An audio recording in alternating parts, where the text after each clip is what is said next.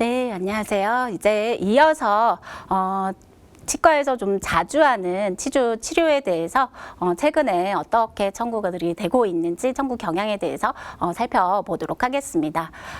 일단 들어가기에 앞서서 치주 치료에 대해서 설명을 드리는 거기 때문에 기본적인 개념에 대해서 좀 정리를 하고 넘어가도록 하겠습니다. 일단 치주 치료를 하기 위해서는 몇 가지 기본 원칙이 있는데요. 반드시 우리가 차시에서 제가 강의를 할 때 치석 제거는 3분의 1 학당으로 산정이 되는 치석 제거 가로 산정을 할 때는 추후에 치주 치료가 이어져야 된다라고 얘기를 했죠. 그래서 그것처럼 전 단계의 치석 제거를 하고 그 다음번에 치주 치료가 들어가야 되는 이렇게 단계별 치료가 들어가야 되는 게 첫 번째 가장 중요한 부분 기본 원칙이라고 보시면 되고요. 두 번째는 같은 달에 우리가 치주 치료와 치석 제거가 이어지지 않는 경우에는 반드시 내역 설명이 들어가야 된다라고 설명을 드렸습니다. 그래서 내역 설명이 없는 경우는 우리가 저번 주에 우리가 발치할 때 제가 설명을 드렸죠.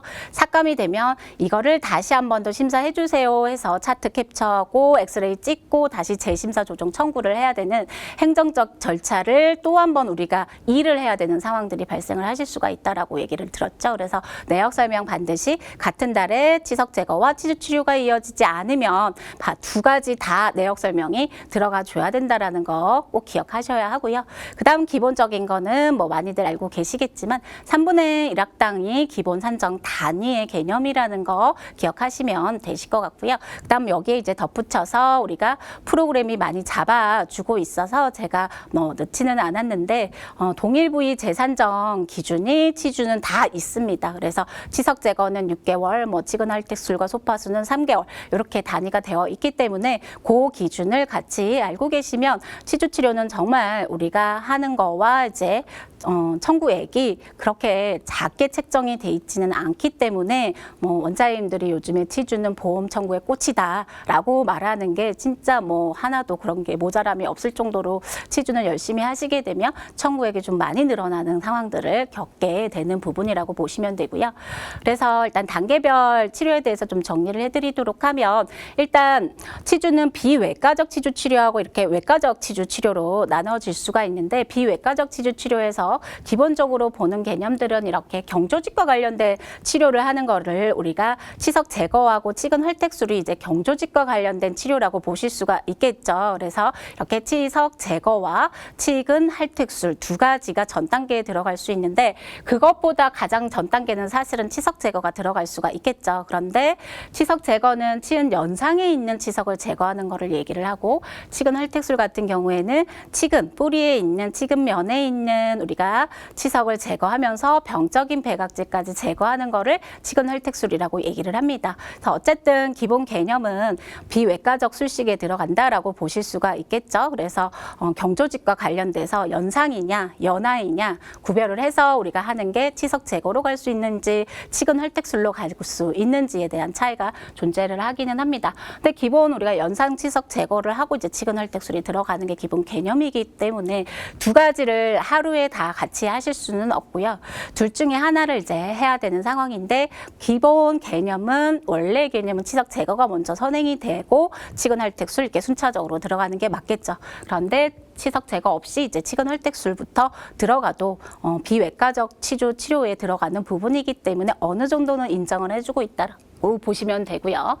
그 다음에 이제 치주 치료로 들어가는 게 치근 혈택술 하실 수도 있고 이제 치주 소파술로 가실 수 있는 단계들이 있고 그 다음에 이제 플랫까지 열어서 박리 소파술 이렇게 수술의 개념으로 가는 경우가 순차적으로는 이렇게 진행이 되실 수는 있는데 중간에 우리가 이렇게 치근 혈택술이나 혹은 치주 소파술 없이 치석 제거만 하고 바로 박리 소파술로 넘어가실 수도 있고요.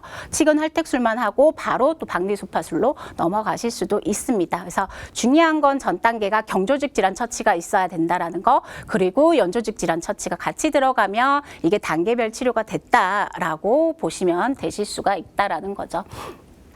그래서 우리가 치근할택술과 치주 소파술을 조금 정의를 두 가지를 같이 비교하면서 좀 산정 기준에 대해서 설명을 드리면, 일단 두 가지 다 우리가 3분의 1 악당 산정하는 건 똑같습니다. 치주의 기본 개념은 모든 치주 치료가 거의 3분의 1 악당 산정이 된다라는 게 기본 개념이기 때문에 둘 다 3분의 1 악당으로 산정되는 거는 똑같고요.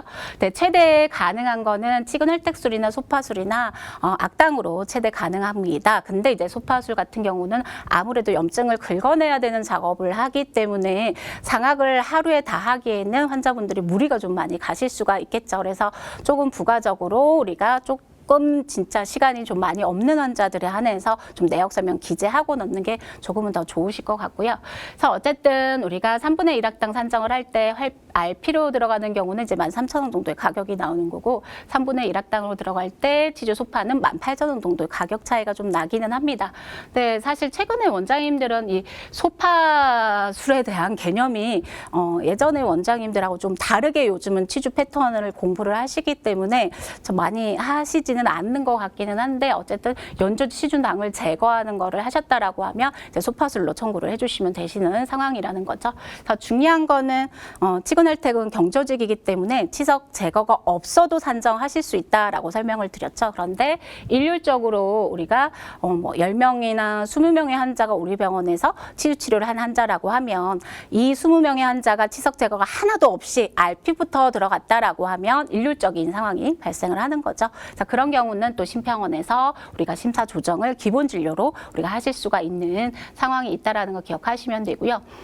소파술은 기본적으로 반드시 이제 연조직 질환 처치로 들어가는 거기 때문에 경조직에 대한 처치가 선행이 돼야만 하실 수 있는 전제 조건이 있죠. 그렇기 때문에 반드시 초진에 우리가 들어가는 경우는 뭐 다른 병원에서 스케일링을 했던 부위라든지 이렇게 왜 초진에 들어갈 수밖에 없는지에 대한 사유를 넣어주셔야 되겠죠. 그게 아니라고 하면 저 전 단계를 하고 나서 시행이 되는 경우만 인정이 가능한 부분이라고 보시면 되고요.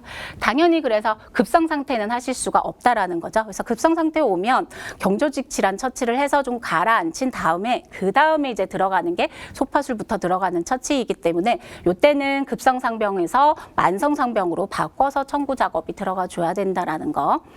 그리고 이제 마취는 뭐 요즘에 RP를 할 때 사실 치근면에 있는 것까지 다 제거를 하기 때문에 대부분 마취가 들어갈 겁니다. 그런데 이 RP는 경조직으로 이제 분류가 돼 있다 보니 마취가 없이도 산정이 가능하다라고 보실 수도 있다라는 거죠. 그래서 소파는 당연히 마취가 필수적으로 필요하다라는 거 기억하시면 되시고요.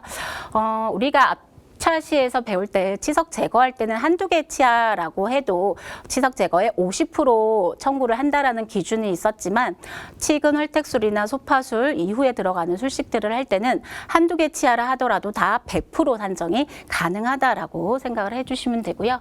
치주낭 측정 검사는 할 수도 있고 뭐 안 할 수도 있고 선택적으로 우리가 산정이 가능한 부분이라고 생각을 해주시면 됩니다. 차트 예제를 좀 들어서 설명을 또 해보도록 하겠습니다.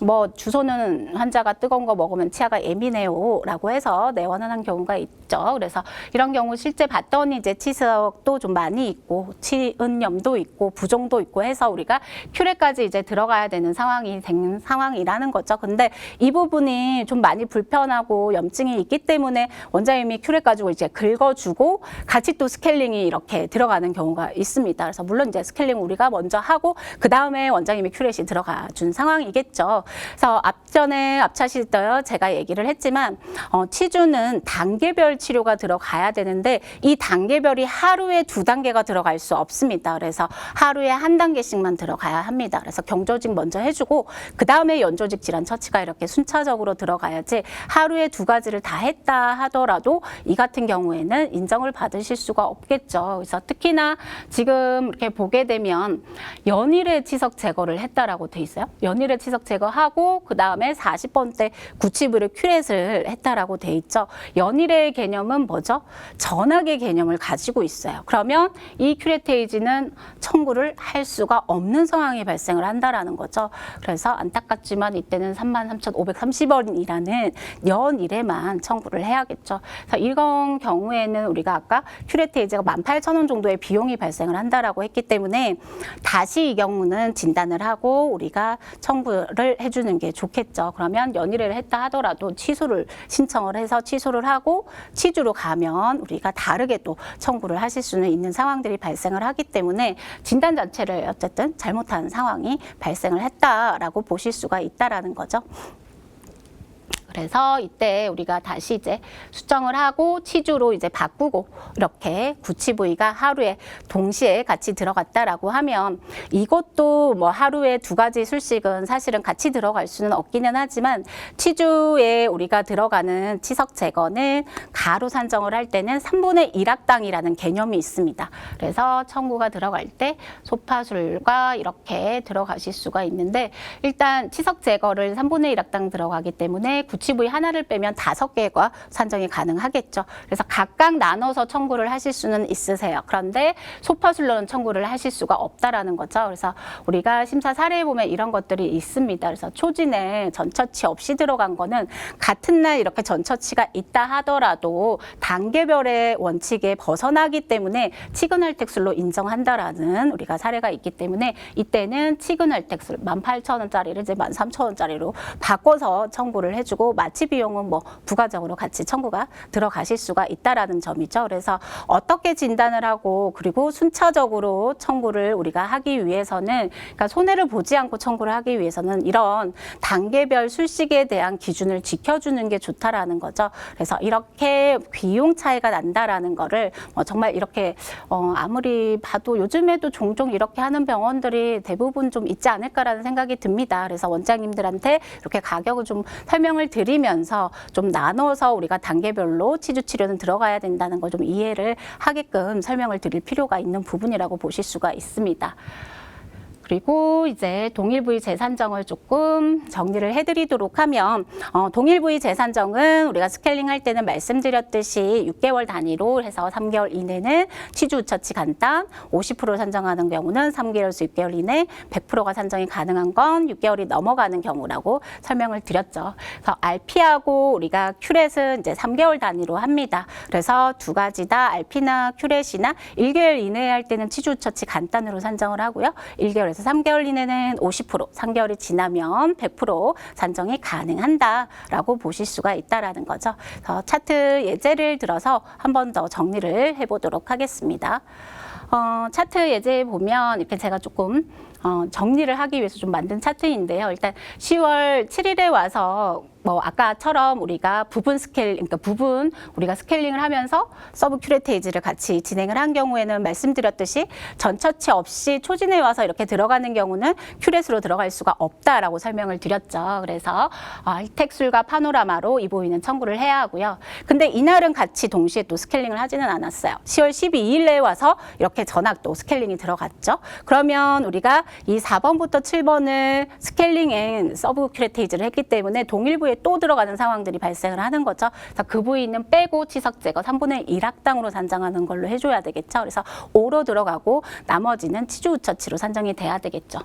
근데 지금 보면은 이거는 뭐 이미 이제 지난 차트를 보니까 우리가 10월 달에 오고 한정 안 왔어요. 그리고 12월에 왔다라는 걸 아실 수가 있겠죠. 근데 10월 달에 와서 이 사람이 사실은 12일에 우리가 보통은 수납을 하면서 누르고 뭐 차팅하고 이렇게 되는 경우들이 많기 때문에 내역 설명을 안 넣는 경우들이 좀 많이 발생을 할 수가 있습니다. 그래서 제가 2차 시 강의 때도 강조를 했고 1차 우리가 1주차 강의 때도 제가 설명을 한 바가 있는데 이제는 산정 기준을 잘 아는 것도 중요하지만 이건 대부분이 프로그램에서 많이 알려준다라고 설명을 드렸습니다. 그래서 내가 가지고 있는 프로그램 기능을 얼마나 잘 활용을 하는지가 청구를 이제 잘 할 수 있고 못하고의 좀 차이가 날 수 있다라고 설명을 드렸죠. 있겠죠. 그래서 내역 설명을 세팅하는 방법에 대해서 1주차, 2주차를 보면 잘 아마 청구를 하실 수가 있으실 겁니다. 참고해서 설정하는 거는 1주차, 2주차 강의를 참고해서 설정하는 법은 좀 알아두시면 되실 것 같고요. 그래서 그냥 스케일링을 넣으면 바로 내역 설명이 꼭 이렇게 강치 항상 뭐 치주 치료 예정이라는 치주 치료 뭐 아니면 어디 부위에 치주염이 있어서 진행을 했다라는 서술을 넣게 되면 그냥 스케일링만 누르면 내역 설명이 알아서 자동으로 들어가는 시스템이 프로그램 기능이 있기 때문에 오스템 임플란트에서 나오는 청구 프로그램은 다 그런 설정의 기능이 있습니다. 참고해서 해 놓으시면 나중에 한번 스케일링만 검색해서 다시 한번 우리가 청구 전에 검색해서 검진 그러니까 한번 쭉 이렇게 봐야 되는 그런 상황들은 일을 2번 하지 않아도 된다라는 거죠. 그래서 참고해서 보시면 될 것 같고요.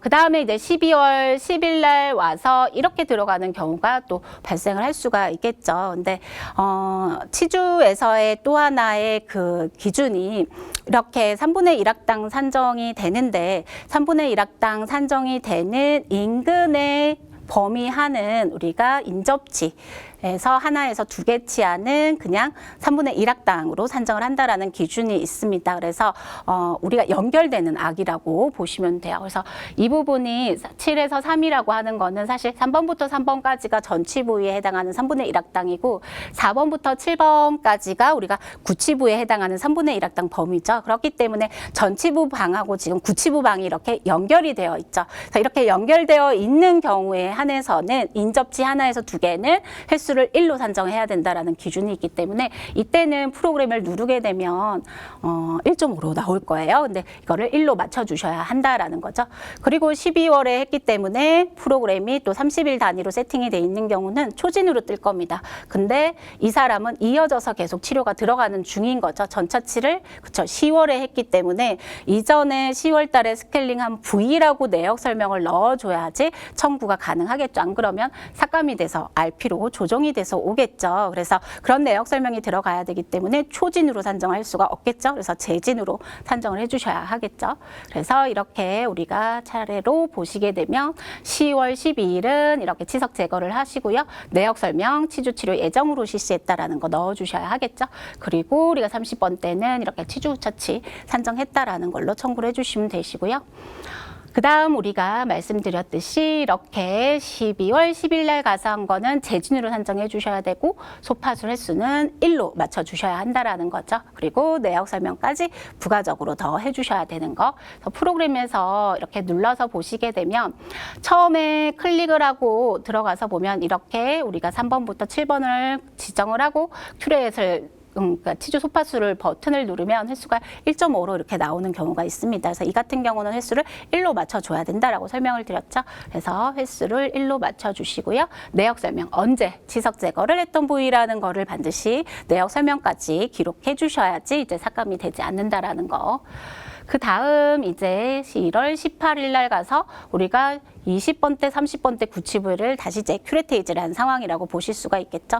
그래서 이거는 재진으로 당연히 또 이어지는 치료이기 때문에 넣어주셔야 합니다. 근데 우리가 보면 20번 때는 지금 12월 10일 날 우리가 넣었죠. 그리고 1월 18일 날 넣었기 때문에 이거는 동일 부위를 재산정했다라는 기준을 기억하고 계신다라고 하면 좀 어느 정도는 이제 이게 뭐 치주 처치로 들어가야 된다 혹은 50%로 들어가야 된다 이런 기준이 좀 정해져 있겠죠. 그리고 이제 마지막으로 이게 30번 때 한 거는 언제 치석 제거를 했던 부위라고 넣어주셔야 하기 때문에 이때 마찬가지 재진으로 산정을 해주셔야 되는 부분들이 있습니다. 그래서 프로그램에서 우리가 활용하는 거를 좀 보도록 하면은 누르게 되면 이렇게 알림창이 떠줍니다. 언제 우리가 치석 제거를 혹은 치근할텍 혹은 치주 소파수를 했던 부위라고 알림창이 동일 부위 재산정할 때는 넣어줍니다. 그래서 이때는 50% 산정해야 된다라고 알림창이 떠주죠.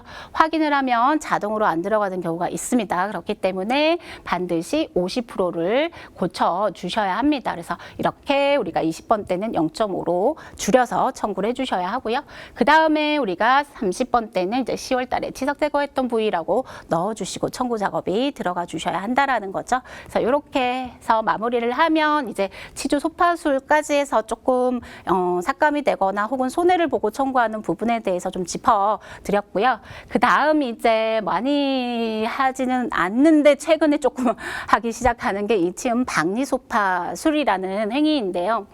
뭐 한간에 원장님들은 옛날에 우리가 임플란트를 많이 하지 않았던 시절에는 플랩을 여는 거에 대해서 익숙치 않아서 플랩 오피를 많이 하지 않았다라고 얘기하시는 원장님들도 계시긴 합니다. 뭐 틀린 말은 아니라고 생각합니다. 그래서 임플란트 하면서 그 옆에 치아에 우리가 치주염, 당연히 임플란트 하는 경우는 이제 발걸을 한 경우가 있기 때문에 치주염이 없는 환자는 거의 없다라고 생각을 합니다. 근데 정말 이제 포켓이 이제 5mm 이상이 넘어가는 정도의 우리가 치족을 소실까지 보이는 그런 상황에 뭐 옆에 인근 치아를 박리소파술을 했다라고 하면 거기에 관련된 방사선이나 혹은 직접 플랩을 하고 거기에 있는 치기면에 붙어 있는 치석 제거를 하고 병적인 조직들 다 제거를 하면서 뭐 혹은 또 뭐 치족을까지 우리가 생리적 상태에 맞도록 마무리를 해주는 경우가 있겠죠. 그래서 그렇게 시행을 했다라고 하면 박리소파술 청구 가능합니다. 그래서 임플란트 한 부위만 아니라고 하면 옆에 했다라고 하면 같이 가능하실 수도 있겠죠. 그래서 그렇게 해서 요즘에는 이제 박리소파술을 간혹 종종 선생님들 병원에서도 좀 보지 않나라는 생각이 드는데 점차 조금 많아지고 있는 추세인 것 같아요. 그래서 항시 보험을 제가 봤을 때 예전에 비해서 현재 오면서 느낀 거는 심평원이나 뭐 물론 이제 우리나라 같은 경우는 IT가 너무 잘 발달이 하다 보니까 심평원에서도 데이터베이스 구축을 굉장히 잘 하겠죠. 그래서 그런 것들 때문에도 우리가 좀 타이트하게 변한 것도 있지만 뭐가 잘 된다라고 해서 우리는 치과계는 굉장히 공부를 되게 열심히 하는 파트인 것 같아요. 그래서 원장님들이 공부를 열심히 하고 그걸 또 바로 실행에 옮기시는 분들이 많기 때문에 이전의 패턴하고 현재 패턴이 이렇게 급격하게 변화를 하게 되면 심평원에서 또 한번 여기에 대해서 근거를 좀 찾아봐야 되겠다 해서 상위에 링크가 된 기관에 한해서 좀 확인 작업이 들어가는 게 요즘에 심사의 경향이기 때문에 좀 상위에 좀 많이 하시는 병원에 한해서는 이런 것들에 대한 증빙 자료를 좀 잘 갖춰 놓는 것들이 필요하다라는 생각이 듭니다. 일단 박리소파는 간단과 복잡 두 가지로 나눠질 수가 있는데요. 간단은 그냥 플랩을 열고 우리가 큐렛 가지고 유가 조직을 제거를 하게 되면 이제 간단이라고 보시면 되고요.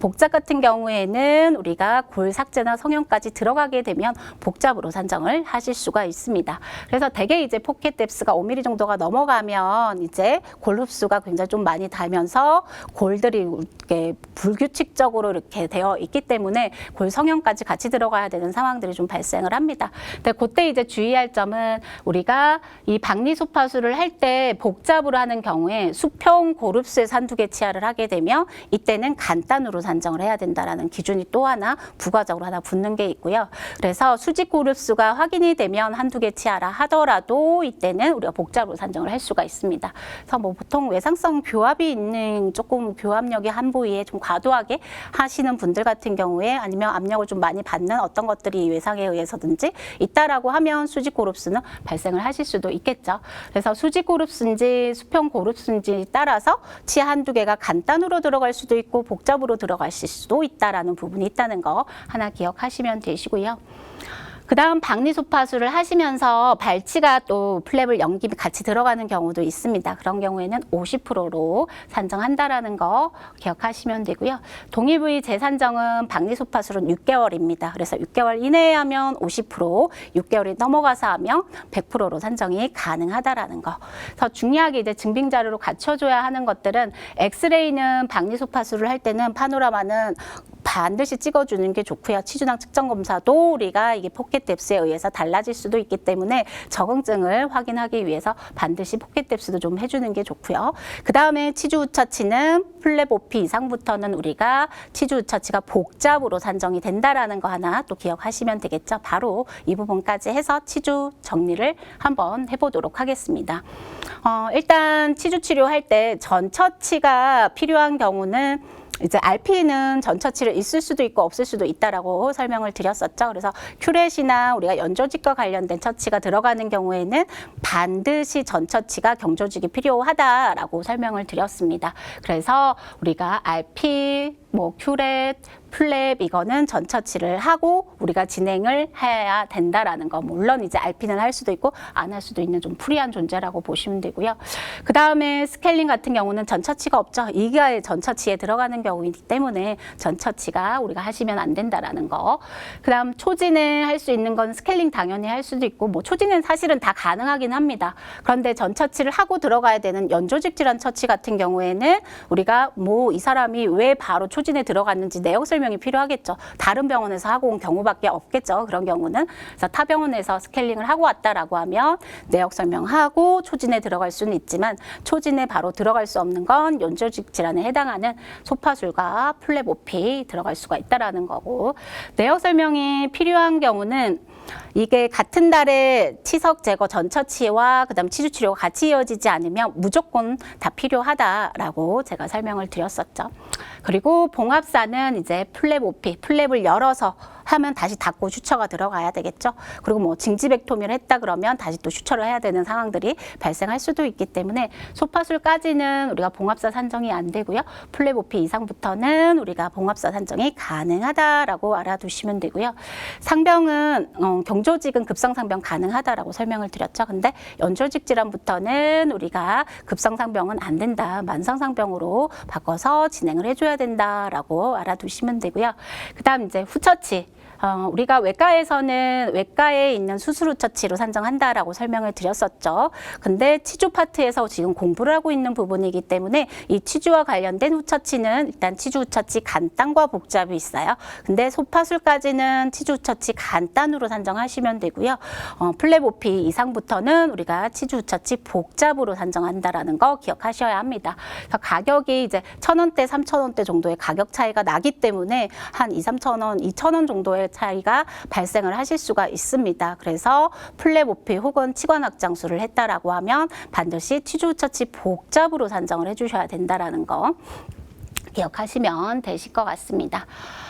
마지막으로 이제 조금 치주에서도 많이 하는 게 이 치은 절제술과 치관 확장술을 좀 많이 사용을 할 수가 있는데, 사실 치은 절제술에 원래 치은 절제술을 이렇게 치주 치료 때문에 하는 경우는 사실은 거의 임상에서 요즘에 많이 보지는 못하실 겁니다. 근데 다만 이제 어떤 뭐 특정 전신 질환이 있어서 뭐 고혈압 약을 장기적으로 먹고 계시는 분들이라든지 아니면 간질환자라고 해서 우리가 뇌전증으로 이제 이름이 좀 바뀌었죠. 그래서 그런 환자들이 드시는 약 중에 이제 부작용을 일으키는 게 치은 비대를, 그러니까 잇몸을 자꾸 자라오르게 하는 경우가 있습니다. 그래서 그렇게 치은 절제술이 들어가는 경우가 조금 발생을 할 수는 있고요. 치주 치료 때문에 이제 치은 절제술을 하면 크게 뭐 이렇게 많이 효과가 없는지 병원에서 많이 하지 않는 것 같습니다. 거의 제가 치료 목적으로는 많이 못 받고, 그 외에 이제 요즘에 많이 하는 게 우리가 인전면 우식이나 치은연화 우식 치료를 위해서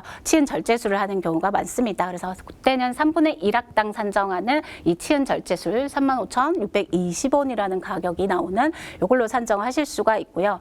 이거랑 좀 비슷한 게 이제 치관확장술이라는 행위가 있는데, 유일하게 치주 치료 중에 치당으로 산정이 들어갈 수 있는 이게 이제 치관확장술이라는 게 가나다로 이제 구별이 돼서 청구가 들어갈 수가 있는데, 일단 가가 치은 절제술하고 굉장히 비슷하게 행위 자체는 크게 다르지 않습니다. 근데 목적에 따라서 어떤 목적으로 들어가냐가 이제 치관확장술로 들어가는지 치은 절제술로 들어가는지에 대한 차이가 있다라고 보시면 되겠는데요. 일단 이 치관확장술이 가격이 깜짝 놀라시겠죠? 7,000원으로 많이 내려갔습니다.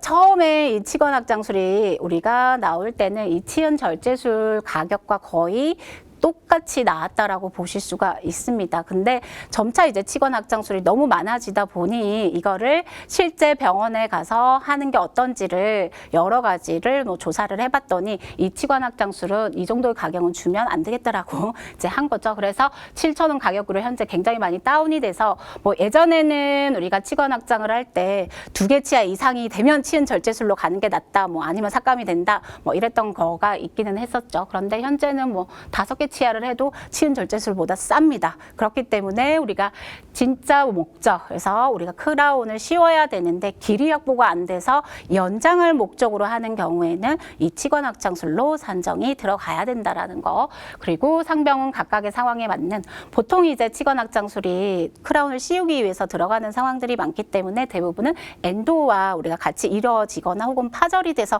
들어가는 경우들이 많이 발생을 하겠죠. 그래서 각각의 뭐 근관치료 상병이라든지 혹은 파절 상병으로 들어가시면 되고요.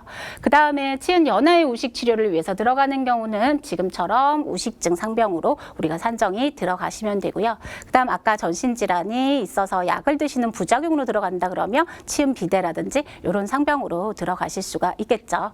그리고 후처치는 말씀드렸듯이 이렇게 치주 후처치 복잡으로 산정이 들어가고 있다라는 거. 그래서 치석 제거하고 치근할택술, 소파술하고 차이가 있는 거를 반드시 기억을 해야 된다라고 설명을 드렸죠. 그래서 가격이 2,000원 가량 정도의 좀 큰 차이가 나는 거기 때문에 치주 후처치 간단인지 복잡인지 좀 구별을 해서 청구가 들어가 주시는 게 좋고요. 여기도 봉합사는 다 산정이 가능합니다. 그래서 실제 한 우리가 봉합사 굵기 사용량 어디 제품인지를 쓰시고 차트에 기록하시고 청구가 가능하다라는 거 기억해 두시면 대부분 이제 제가 여기까지 정리해드린 부분이 자주 많이 하는 술식에 대해서 좀 준비를 해봐 드렸고요. 그래서 뭐 2021년 1월을 이렇게 해서 제가 좀 병원에서 현재 많이 하고 있는 어떻게 청구가 되고 있는지 사항에 대해서 대략 4주 동안 정리를 해드린 시간이 아니었나 생각을 합니다. 혹시 기회가 되면 다음번에는 좀 더 다른 내용으로 또 찾아뵐 수 있도록 할 거고요. 1월로 끝나는 게 아니라 2월, 3월, 4월, 5월에도 굉장히 좋은 강의들이 매주 수요일마다 마련이 되어 있기 때문에 잊지 마시고 이 시간에 꼭 시청해 주시면 감사하겠습니다. 그동안 수고 많으셨습니다. 감사합니다.